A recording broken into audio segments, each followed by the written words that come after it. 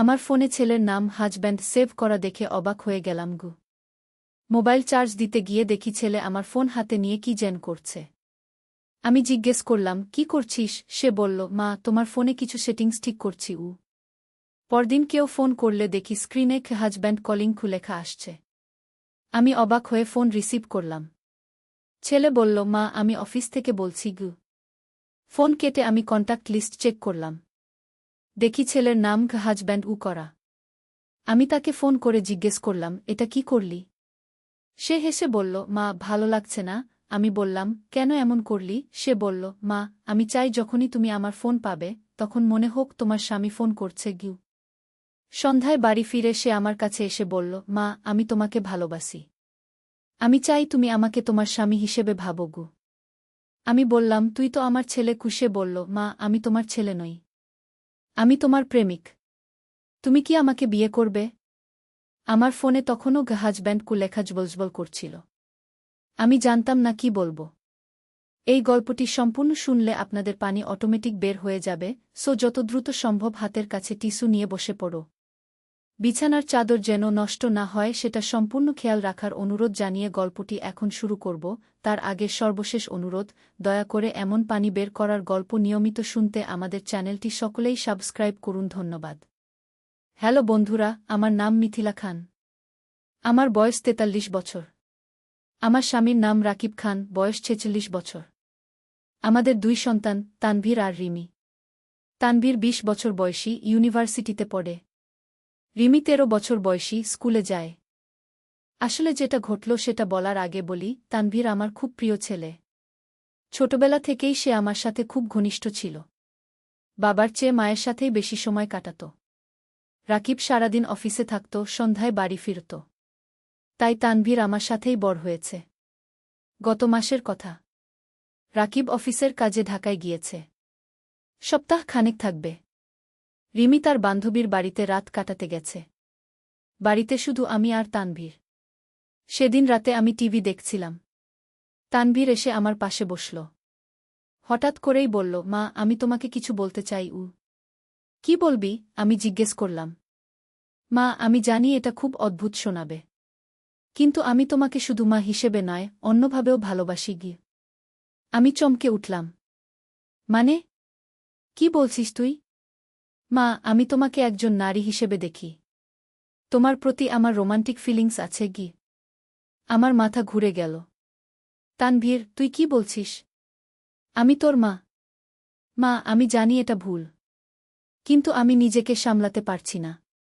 রাতে ঘুমাতে পারি না। সারাক্ষণ তোমার কথাই ভাবি। আমি উঠে দাঁড়ালাম। তানভীর, তুই কি বলছিস সেটা তুই নিজেই বুঝতে পারছিস? আমি তোর মা। মা, আমি জানি এটা ভুল, কিন্তু আমার মন বলছে তুমি আমার জন্য তৈরি। আমিও তোমার জন্য তৈরি। আমি হতভম্ব হয়ে গেলাম। কি বলবো বুঝতে পারছিলাম না। তানভীর উঠে আমার কাছে এলো। মা, আমি জানি এটা হঠাৎ করে শুনছ, কিন্তু আমি অনেক দিন ধরেই এই কথাটা বলতে চাইছিলাম গ। তানভীর, তুই পাগল হয়ে গেছিস? আমি তোর মা। এটা কিভাবে সম্ভব? মা, তুমি কি আমাকে ভালোবাসো না? অবশ্যই ভালোবাসি। তুই আমার ছেলে গি। না মা, আমি বলছি অন্যভাবে। একজন পুরুষ হিসেবে আমাকে কেমন লাগে? আমি আর কিছু বলতে পারলাম না। রুম থেকে বেরিয়ে এলাম। সারারাত ঘুমাতে পারলাম না। এটা কি হচ্ছে? আমার ছেলে কি বলছে? পরদিন সকালে তানভীর আমার কাছে এলো। মা, গতকাল রাতে যা বলেছি সেজন্য দুঃখিত, কিন্তু আমার কথাগুলো ভেবে দেখো গ। তানভীর, এটা একেবারেই ভুল। তুই আমার ছেলে। এমন কথা আর কখনো বলবি না গি। মা, আমি জানি এটা সমাজে গ্রহণযোগ্য নয়, কিন্তু আমার হৃদয় যা বলছে সেটাই সত্যি গ। কিন্তু এরপর যা ঘটল সেটা আরও অদ্ভুত। তানভীর আমাকে বলল, মা, আজ সন্ধ্যায় একটা জায়গায় যেতে হবে। তুমি আমার সাথে আসবে? কোথায়? এটা একটা সারপ্রাইজ। তুমি আসবে? আমি ভাবলাম হয়তো সে তার ভুল বুঝতে পেরেছে, তাই রাজি হয়ে গেলাম। সন্ধ্যায় তানভীর আমাকে নিয়ে শহরের বাইরে একটা পুরানো বাড়িতে গেল। বাড়িটা দেখতে ভুতুড়ে লাগছিল। চারিদিকে জঙ্গল। এখানে কেন এলাম? আমি জিজ্ঞেস করলাম। মা, আমার একজন বন্ধুর বাড়ি। সে একটা ব্যাপারে সাহায্য করবে গু। বাড়ির ভিতরে ঢুকে দেখি একটা বুড়ো লোক বসে আছে। তার চোখ দুটো খুব অদ্ভুত, যেন জ্বলজ্বল করছে। এই হলেন আমার মা। তানভীর বুড়োর সাথে আমার পরিচয় করিয়ে দিল। বুড়ো আমাকে দেখে হাসল। আহ, খুব সুন্দর। তানভীর ঠিকই বলেছে গু। কি ঠিক বলেছে? আমি জিজ্ঞেস করলাম। বাবা, আপনি কাজটা শুরু করুন, তানভীর বলল। বুড়ো একটা মোমবাতি জ্বালাল। তারপর কিছু অদ্ভুত মন্ত্র পড়তে শুরু করল। আমি বুঝতে পারছিলাম না কি হচ্ছে। হঠাৎ করে আমার মাথা ঘুরতে শুরু করল। চোখে ঝাপসা দেখতে লাগলাম। তানভীর, কি হচ্ছে আমার? আমি চিৎকার করলাম। মা, ভয় পেজো না। সব ঠিক হয়ে যাবে। আমি অজ্ঞান হয়ে পড়লাম। যখন জ্ঞান ফিরল, দেখি আমি একটা অন্ধকার ঘরে, হাত পা বাঁধা। তানভীর আমার সামনে দাঁড়িয়ে। তানভীর, এটা কি করেছিস? আমাকে ছাড়। মা, আমি তোমাকে ছাড়ব, কিন্তু তার আগে তুমি আমার কথা শোনো গু। কি কথা? তুই আমাকে বেঁধে রেখেছিস কেন? মা, ওই বুড়ো একজন তান্ত্রিক। সে আমাকে বলেছে কিভাবে তোমার মন পরিবর্তন করা যায়। আমার বুক ধড়ফড় করতে লাগল। মানে? মা, সে বলেছে তোমার উপর একটা মন্ত্র করতে হবে। তাহলে তুমি আমাকে স্বামী হিসেবে মেনে নেবে গি। তানভীর, তুই একটা পাগল। আমাকে এখনই ছাড়। না মা, আমি তোমাকে ছাড়ব না, যতক্ষণ না তুমি আমার কথা মানো গ। তখন বুড়ো ঘরে ঢুকল। তার হাতে একটা অদ্ভুত পাত্র। ভিতরে কি যেন ধোঁয়া বের হচ্ছে। এবার শুরু করি, বুড়ো বলল। এই ধোঁয়া শুকলে তোমার মনের অবস্থা পরিবর্তন হয়ে যাবে। তুমি তোমার ছেলেকে স্বামী হিসেবে দেখবে গি। না, আমি এটা করব না। কিন্তু তারা আমার মুখের কাছে পাত্রটা ধরল। আমি নিঃশ্বাস বন্ধ করে রাখলাম। কিন্তু কতক্ষণ? শেষে নিঃশ্বাস নিতে হল। অদ্ভুত একটা গন্ধ। মাথা আরও ঘুরতে লাগল। চোখে অন্ধকার। আবার যখন জ্ঞান ফিরল, অদ্ভুত একটা ব্যাপার ঘটেছে। আমার মনের অবস্থা সত্যিই পরিবর্তন হয়ে গেছে। তানভীরকে দেখে অন্যরকম লাগছে, যেন সে সত্যিই আমার স্বামী। তানভীর, আমি ডাকলাম। হ্যাঁ মা? তুমি তুমি কেমন লাগছ? তানভীর হাসল। কেমন লাগছি মা? খুব, খুব ভালো। যেন তুমি সত্যিই আমার গু। আমি নিজেই থেমে গেলাম। এটা কি ভাবছি আমি? সত্যিই তোমার কি মা? আমার আমার স্বামী গু। তানভীর খুশিতে লাফিয়ে উঠল। সত্যি মা? তুমি আমাকে স্বামী হিসেবে দেখছ? হ্যাঁ। কিন্তু এটা কি হলো? আমার মন কেন এমন হলো? বুড়ো হেসে বলল, এটাই তো তন্ত্রের শক্তি। মনকে পরিবর্তন করা যায়। তানভীর আমার বাঁধন খুলে দিল। আমি উঠে দাঁড়ালাম। অদ্ভুত লাগছিল। সত্যিই তানভীরকে আলাদা মনে হচ্ছিল। চলো মা, বাড়ি যাই, তানভীর বলল। রাস্তায় যেতে যেতে তানভীর বলল, মা, এবার তুমি আমাকে স্বামী বলে ডাকবে? আমি আমি জানি না। এটা অদ্ভুত লাগছে গু। কিন্তু তোমার মন তো বলছে আমি তোমার স্বামী গু। সত্যিই তাই। আমার মন বলছিল তানভীর আমার স্বামী, কিন্তু বুদ্ধি বলছিল সে আমার ছেলে। বাড়ি পৌঁছে তানভীর বলল, মা, আজ থেকে তুমি আমাকে তানভীর না বলে স্বামী বলবে গি। কিন্তু তানভীর গু। না, স্বামী বলো গু। স্বামী, আমি বললাম। অদ্ভুত লাগল, কিন্তু মনে হচ্ছিল এটাই ঠিক। তানভীর খুশি হয়ে আমাকে জড়িয়ে ধরল। আমি তোমাকে খুব ভালোবাসি। সে রাত আমরা একসাথে টিভি দেখলাম। তানভীর আমার পাশে বসে আমার হাত ধরে রাখল। অদ্ভুত লাগছিল, কিন্তু ভালো লাগছিল। কিন্তু পরদিন সকালে যা হলো সেটা আরও অদ্ভুত। আমি ঘুম থেকে উঠে দেখি তানভীর আমার বিছানায় পাশে শুয়ে আছে। তানভীর, তুই এখানে কেন? আমি তোমার স্বামী। স্বামী স্ত্রী একসাথে না শুলে কেমন হয়? আমি চমকে উঠলাম। কিন্তু তুই তো আমার গু। আমি তোমার স্বামী। ভুলে গেছ? সত্যিই আমার মন বলছিল তানভীর আমার স্বামী। কিন্তু এটা তো ভুল। কিন্তু হঠাৎ ঘটনার মোড় পুরোপুরি পাল্টে গেল। সেদিন দুপুরে রাকিব ফিরল। সে ঢাকা থেকে তাড়াতাড়ি ফিরে এসেছে। বাড়িতে ঢুকে দেখে তানভীর আমার পাশে বসে আমার হাত ধরে আছে।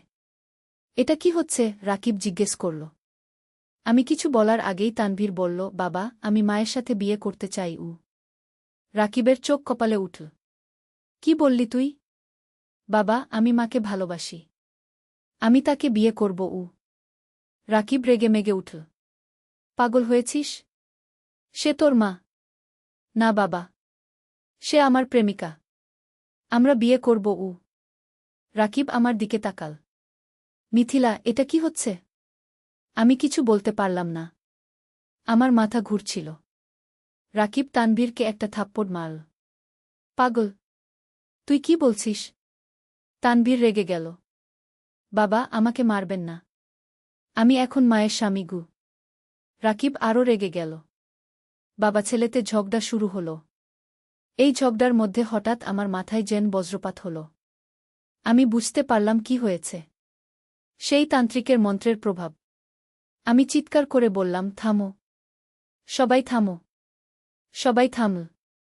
তানভীর, তুই আমাকে কি করেছিস জানো? তুই আমার উপর তন্ত্রমন্ত্র করেছিস। তানভীর ঘাবড়ে গেল। মা, তুমি কি বলছ? আমি সব মনে করতে পারছি। তুই আমাকে সেই তান্ত্রিকের কাছে নিয়ে গিয়ে আমার উপর মন্ত্র করিয়েছিস। রাকিব অবাক হয়ে গেল। কি বলছ তুমি? আমি সব খুলে বললাম।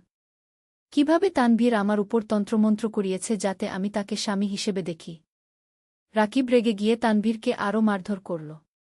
তুই এমন জঘন্য কাজ করলি? তানভীর কাঁদতে শুরু করল। বাবা, আমি মাকে ভালোবাসি। এটা ভালোবাসা নয়। এটা অসুস্থতা। তুই ডাক্তার দেখা। কিন্তু আসল সমস্যা হল সেই মন্ত্রের প্রভাব এখনও আমার উপর আছে।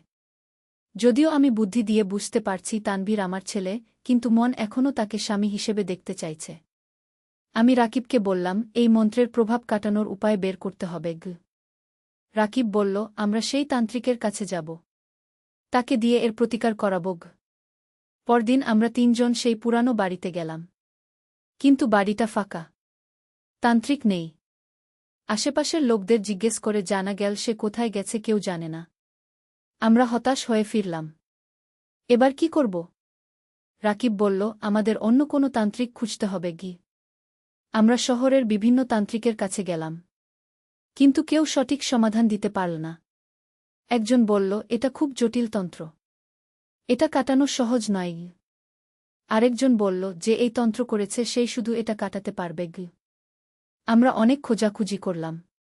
শেষে একজন তান্ত্রিক বলল, আমি চেষ্টা করতে পারি। কিন্তু সফল হওয়ার গ্যারান্টি নেই। আমরা রাজি হলাম। সেই তান্ত্রিক অনেক জটিল পূজাপার্বণ করল। আমার উপর অনেক মন্ত্র পড়ল। কিন্তু কোনো কাজ হল না। তান্ত্রিক বলল, দুঃখিত। এই তন্ত্র খুবই শক্তিশালী। আমি এটা কাটাতে পারছি না। আমরা আরও হতাশ হলাম। এবার কি করব? রাকিব বলল, আমাদের সেই তান্ত্রিককে খুঁজে বের করতে হবে যে এই তন্ত্র করেছে। আমরা ব্যাপক খোঁজাখুঁজি শুরু করলাম। শহরের বাইরে গ্রামে গঞ্জে খোঁজ করলাম। একদিন একটা গ্রামে জানতে পারলাম এমন একজন তান্ত্রিকের কথা। তার বর্ণনা মিলে যাচ্ছে। আমরা সেই গ্রামে গেলাম। দেখা পেলাম সেই তান্ত্রিকের। সেই বুড়ো। তাকে দেখে আমি চিৎকার করলাম, এই আমার উপর তন্ত্র করেছে। রাকিব তার গলা ধরে বলল, তুই আমার স্ত্রীর উপর যে তন্ত্র করেছিস সেটা কাটিয়ে দে। বুড়ো হেসে বলল, কাটাবো কেন? তোমার ছেলেই তো আমাকে বলেছিল এই তন্ত্র করতে। রাকিব আরও রেগে গেল। তুই এখনই কাটিয়ে দে, নইলে পুলিশে দেব। বুড়ো ভয় পেয়ে গেল। আচ্ছা আচ্ছা, কাটিয়ে দিচ্ছি। সে আবার সেই একই রকম পূজা শুরু করল। কিন্তু এবার উল্টো মন্ত্র। আমাকে আবার সেই অদ্ভুত ধোঁয়া শুকতে হল। কিছুক্ষণ পর আমার মাথা ঝিমঝিম করতে লাগল। তারপর সব স্বাভাবিক হয়ে গেল। আমি তানভীরের দিকে তাকালাম। এবার সে আবার আমার ছেলে। আর কোনো অদ্ভুত অনুভূতি নেই। তানভীর, আমি বললাম। হ্যাঁ মা? তুই এমন জঘন্য কাজ কেন করলি? তানভীর মাথা নিচু করল। মা, আমি তোমাকে ভালোবাসতাম। ভালোবাসা এভাবে হয় না। তুই আমার ছেলে। আমি তোর মা। রাকিব বলল, চলো বাড়ি যাই। পরে এই নিয়ে কথা বলব। বাড়ি ফিরে এলাম। কিন্তু সবকিছু স্বাভাবিক হলেও আমার মনে একটা অস্বস্তি রয়ে গেল। কিভাবে আমার নিজের ছেলে আমার সাথে এমন করতে পারল? সেদিন রাতে রাকিব আমাকে বলল, মিথিলা, তানভীরকে কাউন্সেলিং করাতে হবে। তার মানসিক চিকিৎসা দরকার। আমি রাজি হলাম। পরদিন আমরা একজন সাইকিয়াট্রিস্টের কাছে গেলাম। ডাক্তার তানভীরের সাথে অনেকক্ষণ কথা বলল। তারপর আমাদের বলল, তানভীরের অয়েডিপাস কমপ্লেক্স আছে। এটা একটা মানসিক সমস্যা। চিকিৎসায় ভালো হয়ে যাবে। আমরা স্বস্তি পেলাম। তানভীরের নিয়মিত চিকিৎসা শুরু হল। কিন্তু আসল ঘটনা এখানেই শেষ নয়। এরপর যা ঘটেছে সেটা আরও অদ্ভুত। কয়েকদিন পর আমি দেখলাম তানভীর আবার অদ্ভুত আচরণ করছে। কিন্তু এবার আমার সাথে নয়, রিমির সাথে। একদিন দেখলাম তানভীর রিমিকে বলছে, রিমি, তুই আমার সাথে একটা জায়গায় যাবি? রিমি বলল, কোথায় ভাই? এটা সারপ্রাইজ গু। আমার সন্দেহ হল। আমি তাদের পিছু নিলাম। দেখলাম তানভীর রিমিকে নিয়ে সেই একই পুরানো বাড়িতে যাচ্ছে যেখানে আমাকে নিয়ে গিয়েছিল। আমি তাড়াতাড়ি রাকিবকে ফোন করলাম। রাকিব, তুমি তাড়াতাড়ি এসো। তানভীর আবার রিমিকে নিয়ে সেই তান্ত্রিকের কাছে গেছে গি। রাকিব দৌড়ে এলো। আমরা সেই বাড়িতে গেলাম। ভিতরে ঢুকে দেখি সেই তান্ত্রিক আবার সেই একই কাজ করছে। রিমির উপর মন্ত্র করছে। আমি চিৎকার করলাম, থামো, রিমিকে ছাড়ো। কিন্তু ততক্ষণে অনেক দেরি। রিমি অজ্ঞান হয়ে পড়েছে। রাকিব তান্ত্রিককে মারতে শুরু করল। তুই আবার এই কাজ করলি কেন? তান্ত্রিক বলল, আমি করিনি, তোমার ছেলেই আমাকে বলেছে গি। আমরা তানভীরের দিকে তাকালাম। সে কোনায় দাঁড়িয়ে আছে। তানভীর, তুই কি করেছিস? আমি চিৎকার করলাম। মা, আমি চাই রিমি আমাকে ভালোবাসুক। সে তোর বোন। আমি জানি মা, কিন্তু আমি তাকে ভালোবাসি। রাকিব তানভীরকে জোরে একটা থাপ্পড় মারল। তুই সম্পূর্ণ পাগল হয়ে গেছিস। আমরা রিমিকে হাসপাতালে নিয়ে গেলাম। ডাক্তার বলল, তার অজ্ঞান হওয়ার কারণ কোনো ধোঁয়া শোকানো গু। পরদিন রিমির জ্ঞান ফিরল। কিন্তু তার আচরণও পরিবর্তন হয়ে গেছে। সে তানভীরকে দেখে অদ্ভুতভাবে হাসছে। ভাই, রিমি বলল, তুমি কেমন লাগছ? তানভীর খুশি হয়ে বলল, ভালো লাগছে রিমি। তুমি কেমন দেখছ আমাকে? তুমি তুমি খুব সুন্দর লাগছ গু। আমার বুকটা ধক করে উঠল।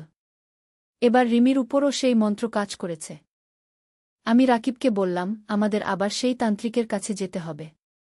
রিমির মন্ত্র কাটাতে হবে গু। কিন্তু এবার যখন গেলাম, সেই বুড়ো তান্ত্রিক বলল, আমি আর এই কাজে জড়াতে চাই না। তোমাদের ছেলে খুব বিপজ্জনক। আমরা অনুরোধ করলাম, কিন্তু সে রাজি হল না। রাকিব রেগে গিয়ে বলল, তুই রিমির মন্ত্র কাটিয়ে না দিলে আমি তোকে পুলিশে দিয়ে দেব গু। বুড়ো ভয় পেয়ে রাজি হল। আবার সেই একই প্রক্রিয়া। রিমির মন্ত্র কাটানো হল। রিমি স্বাভাবিক হয়ে গেল। কিন্তু তানভীর আরও বেশি মানসিক হয়ে গেল।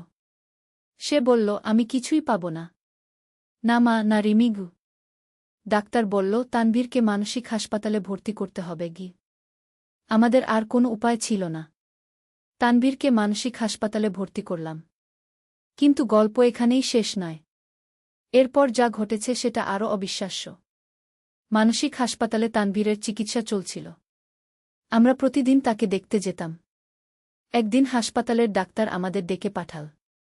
তানভীরের অবস্থার উন্নতি হচ্ছে, ডাক্তার বলল। কিন্তু একটা অদ্ভুত ব্যাপার হয়েছে গি। কি ব্যাপার? রাকিব জিজ্ঞেস করল। তানভীর বলছে সে তার আসল পরিচয় মনে করতে পারছে না। সে বলছে তার নাম তানভীর নয় গু। আমরা অবাক হলাম। মানে? তানভীর বলছে তার আসল নাম অমিত। আর সে তোমাদের ছেলে নয় গি। আমার মাথা ঘুরে গেল। এটা কি বলছেন? তানভীর বলছে তার আসল বাবা মা অন্য। আর যাকে তোমরা তানভীর বলে জানো সে আসলে তানভীর নয় গু। রাকিব বলল, এটা তো পাগলামি। সে আমাদের ছেলে গু। আপনারা তার সাথে কথা বলুন গু। আমরা তানভীরের কাছে গেলাম। সে আমাদের দেখে বলল, আপনারা কারা? আমি তোর মা মিথিলা। আর উনি তোর বাবা রাকিব। না, আপনারা আমার বাবা মা নয়। আমার নাম অমিত। আমার বাবার নাম হরিদাস, মায়ের নাম সুমিত্রা গু। আমরা হতভম্ব হয়ে গেলাম। এটা কি হচ্ছে? ডাক্তার বলল, এটা হতে পারে মানসিক আঘাতের কারণে স্মৃতিভ্রংশ। কিন্তু তানভীর খুব বিস্তারিত বলতে পারল তার আসল পরিবারের কথা। কোথায় তারা থাকে, কি করে। আমি বললাম, তাহলে আমাদের আসল তানভীর কোথায়? সে বলল, আমি জানি না। আমি শুধু জানি আমি অমিত। রাকিব বলল, আমরা খোঁজ নিয়ে দেখি। আমরা সেই ঠিকানায় গেলাম যেটা তানভীর বলেছিল। সত্যিই সেখানে হরিদাস আর সুমিত্রা নামে একটা দম্পতি থাকে। আর তাদের ছেলে অমিত ২০ বছর আগে হারিয়ে গেছে। তারা তানভীরকে দেখে চিৎকার করে কাঁদতে শুরু করল। অমিত, আমার ছেলে। তানভীরও তাদের চিনতে পারল। বাবা, মা। আমরা হতবাক হয়ে গেলাম। তাহলে যাকে আমরা ১৯ বছর ধরে আমাদের ছেলে বলে জানতাম, সে আসলে অন্যের ছেলে? হরিদাস বলল, ২০ বছর আগে আমার ছেলে হারিয়ে গিয়েছিল। তখন তার বয়স ছিল মাত্র ১ বছর। আমার মনে পড়ল, ১৯ বছর আগে আমরা তানভীরকে পেয়েছিলাম। তখন সে খুব ছোট। আমরা ভেবেছিলাম কেউ তাকে ফেলে দিয়ে গেছে। সুমিত্রা বলল, আমি জানতাম আমার ছেলে একদিন ফিরে আসবে। কিন্তু এখন প্রশ্ন হল, আমাদের আসল ছেলে তানভীর কোথায়? অমিত বলল, আমি মনে করতে পারি আমাকে একটা লোক চুরি করেছিল। তারপর আপনাদের কাছে এনে দিয়েছিল। রাকিব বলল, কেন? সে বলেছিল আপনাদের ছেলে মারা গেছে। তাই আপনাদের দুঃখ কমানোর জন্য আমাকে এনে দিয়েছে। আমার চোখে অন্ধকার দেখলাম। মানে আমাদের আসল ছেলে তানভীর মারা গেছে? অমিত মাথা নাড়ল। হ্যাঁ। সে বলেছিল তানভীর অসুস্থ হয়ে মারা গেছে। আর আমাকে নিয়ে এসে আপনাদের বলেছিল এই তানভীর। আমি কাঁদতে শুরু করলাম। আমাদের আসল ছেলে তানভীর মারা গেছে ১৯ বছর আগেই। রাকিব বলল, তাহলে আমরা ১৯ বছর ধরে অন্যের ছেলেকে আমাদের ছেলে বলে মানুষ করেছি। সুমিত্রা বলল, আর আমরা ১৯ বছর ধরে আমাদের ছেলেকে খুঁজে ফিরেছি। এটা একটা অবিশ্বাস্য ঘটনা। কিন্তু সব প্রমাণ এটাই বলছে। রিমি কাঁদছিল। তাহলে আমার ভাইকে? অমিত বলল, আমি তোমার ভাই নই রিমি। আমি অমিত। এই ঘটনার পর আমাদের পরিবার ভেঙে গেল। অমিত তার আসল বাবা মায়ের সাথে চলে গেল। আমরা শোকে মুহ্যমান হয়ে গেলাম। আমাদের আসল ছেলে তানভীর আর নেই। কিন্তু গল্পের শেষ মোড়টা আরও অদ্ভুত। কয়েক মাস পর পুলিশ এসে আমাদের জানাল, আমরা একটা চক্র ধরেছি যারা বাচ্চা চুরি করে। কি চক্র? রাকিব জিজ্ঞেস করল। এই চক্রের নেতা স্বীকার করেছে যে ১৯ বছর আগে তারা আপনাদের ছেলে তানভীরকে চুরি করেছিল। আমার বুক ধড়ফড় করতে লাগল। তানভীর জীবিত? হ্যাঁ। তারা তানভীরকে অন্য একটা পরিবারের কাছে বিক্রি করে দিয়েছিল। আমি কাঁদতে শুরু করলাম। আমার ছেলে জীবিত। পুলিশ আমাদের নিয়ে গেল সেই পরিবারের কাছে। দেখলাম একটা ছেলে যার বয়স ১৯ বছর। দেখতে অবিকল আমাদের মতো। এই আপনাদের আসল ছেলে তানভীর, পুলিশ বলল। তানভীর আমাদের দেখে কিছুই বুঝতে পারল না। সে অন্য পরিবারের কাছে বড় হয়েছে। আমি তাকে জড়িয়ে ধরে কাঁদতে লাগলাম। তানভীর, আমার ছেলে। কিন্তু তানভীর অস্বস্তি বোধ করছিল। সে তো জানেই না আমরা কে। এখন আমাদের সামনে নতুন সমস্যা। রিমি এখনও সব বুঝতে পারছে না। সে মাঝে মাঝে অমিতকে ভাই বলে ডাকে, মাঝে মাঝে তানভীরকে খোঁজে। আমাদের জীবনে এক অদ্ভুত পরিবর্তন এসেছে, যা আমরা কখনো কল্পনাও করতে পারিনি। এই গল্পের শেষ হয়েছে কিনা জানি না। হয়তো আরও অদ্ভুত কিছু ঘটবে। কিন্তু একটা কথা বুঝেছি, জীবনে কোনো কিছুই নিশ্চিত নয়। যাকে আমরা নিজের ভাবি সেও হয়তো অন্যের। আর যাকে অন্যের ভাবি সে হয়তো আমাদের। সত্যি বলতে, এই পুরো ঘটনা আমাদের জীবনকে নাটকের চেয়েও বেশি নাটকীয় বানিয়ে দিয়েছে। আজকে এ পর্যন্তই। আবার কোনো দিন আরও কিছু ঘটলে জানাব। ধন্যবাদ সবাইকে।